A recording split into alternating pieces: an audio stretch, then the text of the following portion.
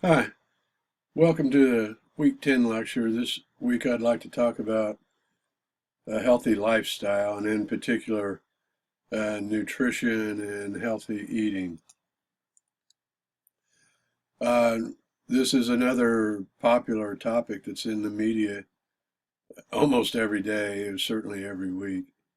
And it seems that with all this attention on the American diet um, by the people, that our food system would be focused on health, but it's not. It's driven by profits rather than nutrition, and it has been really for a long time. Matter of fact, it's not even environmentally friendly because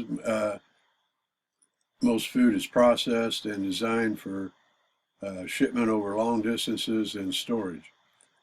Jeremy Rifkin talked about the environment and pollution, and he claimed that the beef industry is one of the biggest sources of carbon-based air pollution, yet remains a taboo subject for discussion because of the government's position.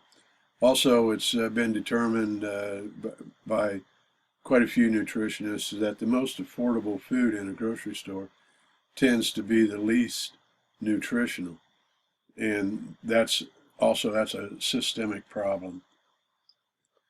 Straub identified problems with trans fat and genetically modified foods. I know this is a controversial topic that some scientists advocate for GMOs and others do not. I tend to lean on the side against GMOs. I know the late Wayne Dyer said genetically modified crops have altered gluten making and making it toxic for many people today. And I know this is something that I never used to hear anything about, but is pretty common today. Also, it says at least 70% of processed foods, and more likely a higher percentage, contain some genetically engineered food. And not only that, the United States is way behind other modern countries in Europe in terms of labeling. In other words, food manufacturers here flood the market with misinformation and misleading information. Um, so it makes it difficult in a grocery store to figure out what contains processed foods with GMO and what does not. The Natural Health Guide suggested following some rules for purchasing GMO-free food. And for example, the foods that are labeled 100% organic are not permitted by law to contain any GMOs. It's one of the few regulations that exist.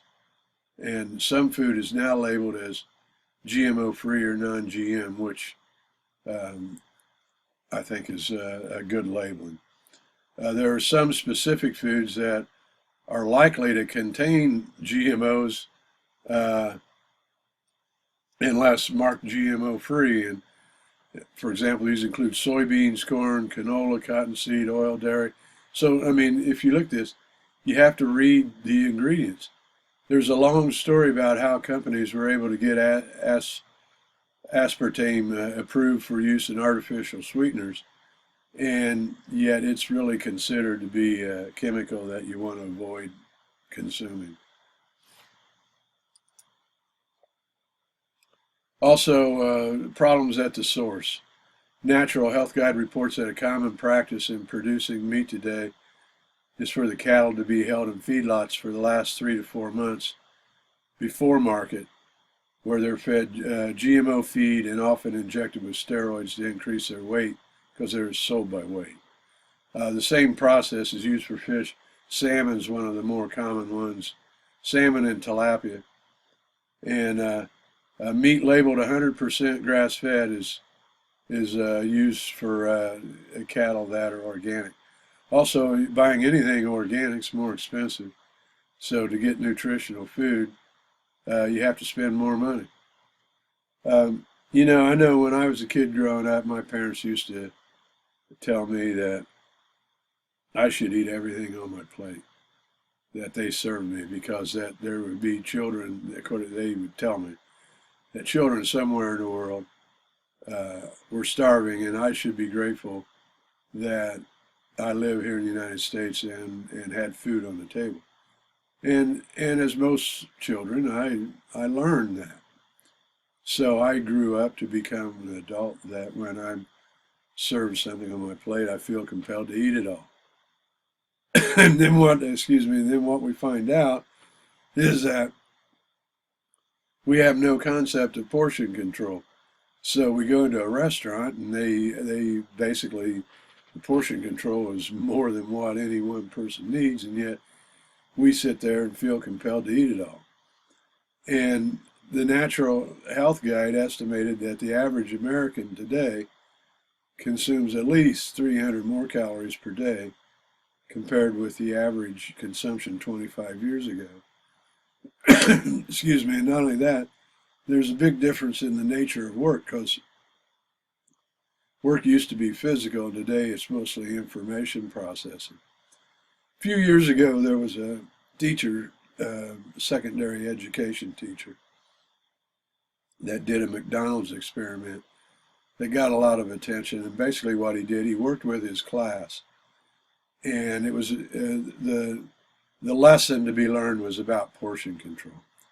And McDonald's, which was, notorious for not being healthy eating, this would be the only place he would eat for 90 days. And he could eat anything on the McDonald's menu or drink anything. But his students would calculate the calories, or the amount, so that what he was doing was regulating his intake of calories and portion control. And he demonstrated the power of portion control, because he lost 37 pounds in 90 days, and this was on what was considered to be a poor diet. Howder reported that deregulation in the food industry started with the Reagan administration and continued with every administration since, both Democrats and Republicans. And the result has been a sacrifice of quality of food and an increase in profitability and focus on profitability. And so part of deregulation has been the consolidation of all the links in the food chain. It was predicted that there's 4 to 5 companies that control the entire food chain today. And it's called, actually they call it the Walmarting of the food chain. And there's 4 large retailers that have 70 to 90% of the market. And once again, it's designed for profitability. And not only that, we know the incoming administration, one of their platforms was deregulation. So the trend of deregulation is likely to continue, and we're not going to see any government play any role in improving the food system. So really, when you think about this, we cannot wait, and the we there is the citizens of the United States collectively cannot wait for government to straighten things out, because it looks like that's not their intention. I mean, their intention is profitability. And so to eat healthy and live a healthy life, a person has to be aware, actively read labels to find healthy food, and be willing to pay higher prices for healthy food. And as award-winning journalist, investigative journalist Naomi Klein said, consumers can make a difference with how they spend their money, because corporations and businesses, especially retailers, they will respond to consumer trends. If consumers are coming together and spending their money on healthy food and healthy eating, and it's going to promote a change that's independent of the government.